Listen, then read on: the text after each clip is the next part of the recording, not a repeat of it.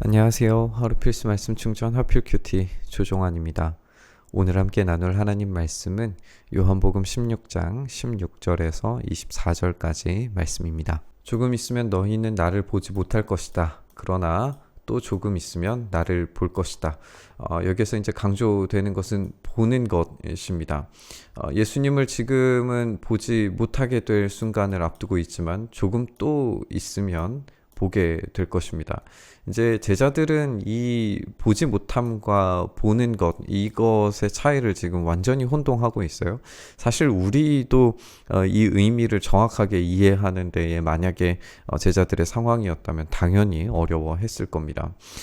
제자 가운데에서 몇 명이 서로 말합니다. 그가 우리에게 조금 있으면 나를 보지 못하게 되고 또 조금 있으면 나를 볼 것이다 하신 말씀이나 내가 아버지께로 가기 때문에 라고 하신 말씀은 무슨 뜻일까?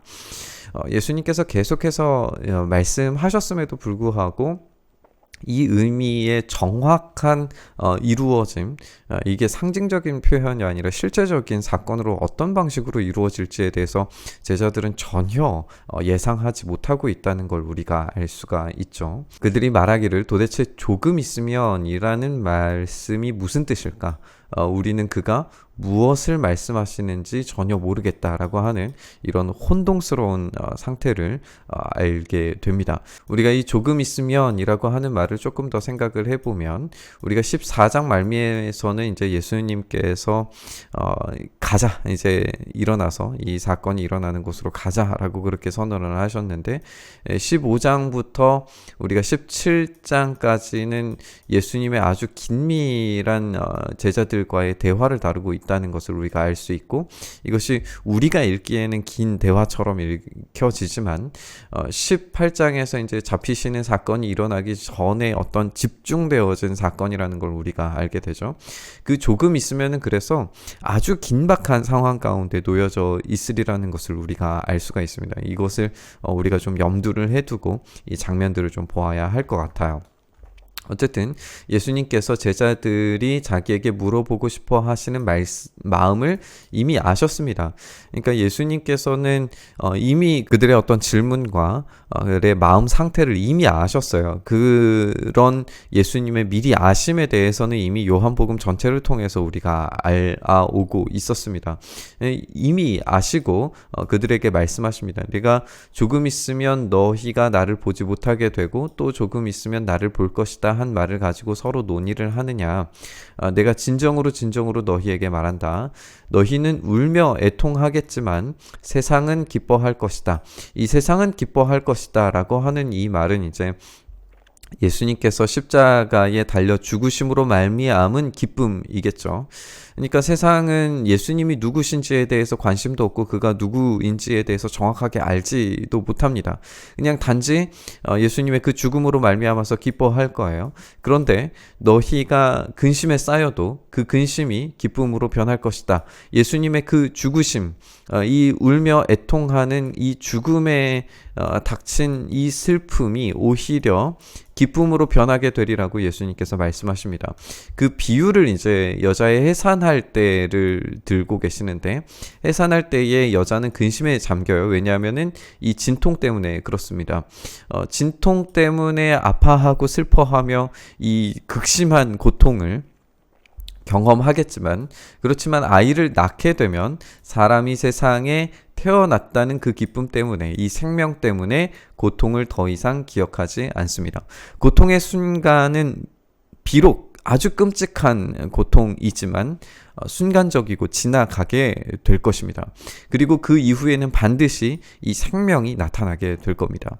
우리가 예수님께서 니고데모에게 이 거듭남에 대해서, 다시 태어남에 대해서, 그 모태로부터 다시 태어날 수 있겠느냐라고 하는 그 질문을 바꾸신 것을 오늘 이 장면을 통해서는 이 해산의 고통으로 다시 한번 끄집어내면서 이 다시 태어남을 위해서는 반드시 죽음이 필요하다는 사실을 우리에게 말씀해 주시고 계시는 것 같아요. 이와 같이 너희가 근심에 쌓여 있지만 내가 다시 너희를 볼 때에는 너희 마음이 기쁠 것이고 그 기쁨을 너희에게서 빼앗아 갈 사람이 없을 것이다 라고 그렇게 말씀하십니다. 이 부활의 기쁨 그리고 성령님을 우리 가운데 보내주심으로 얻게 되는 그 기쁨은 그 누구도 빼앗을 수 없는 기쁨입니다. 그날에는 너희가 나에게 아무것도 묻지 않을 것이다. 왜냐하면 내가 진정으로 너희에게 말한다. 너희가 아버지께 구하는 것은 무엇이나 아버지께서 내 이름으로 주실 것이다. 우리는 이 무엇이나 아버지께서 내 이름으로 주실 것이다 라고 하는 것이 성령님이라는 것을 우리가 알고 있습니다. 우리가 이전의 본문들을 통하여서. 그러니까 우리가 아버지께 구하는 이 성령님이 오시기 때문에 더 이상 묻지 않아도 됩니다. 왜냐하면 성령님께서 가르치셨던 그 모든 것들에 대해서 기억나게 하시고 생각나게 하실 거라고 이미 예수님께서 말씀하셨기 때문에 그렇습니다. 그러니까 우리는 이 성령님 안에서 기도하는 것을 우리가 알 수 있게 되는 거죠. 그래서 지금까지는 너희가 아무것도 내 이름으로 구하지 않았는데 구해라. 그러면 받을 것이다. 그러면 너희의 기쁨이 넘치게 될 것이다. 우리는 여기에서 이제 기도의 어떤 구조를 좀 생각을 해봤으면 좋겠어요.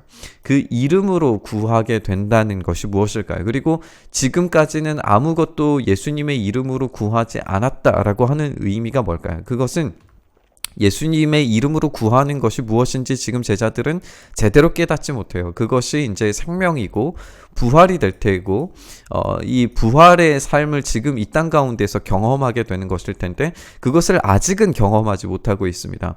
그런데 예수님께서 죽으시고 부활하심을 통하여서 성령님을 보내주시면 그 성령님 안에서 이 성령님 안에서 우리는 기도할 수 있게 되고 그 기도의 제목이 예수 그리스도의 이름을 통과해서 기도할 수 있게 됩니다.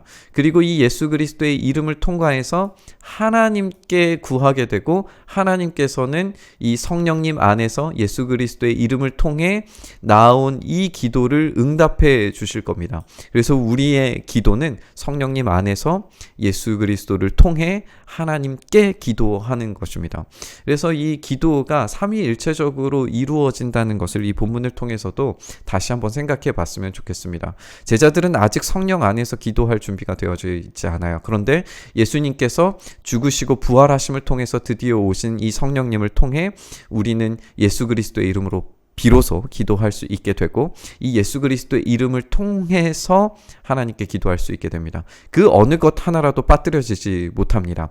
우리는 성령님 안에 있어야 하고 예수 그리스도의 이름을 통과해야 하며 하나님께 기도했을 때 우리의 기도는 응답받을 수 있습니다. 그리고 그것이 총체적으로 이루어지는 최종적인 우리가 구하게 되는 그 기도의 제목은 하나님 나라이고 참된 평화라고 하는 것을 우리가 예수님께서 가르치셨던 것을 기억해 볼 수 있습니다. 십자가는 곡하고 애통하는 곳입니다. 하지만 우리 주님의 죽으심은 모든 것이 변화되는 시작입니다.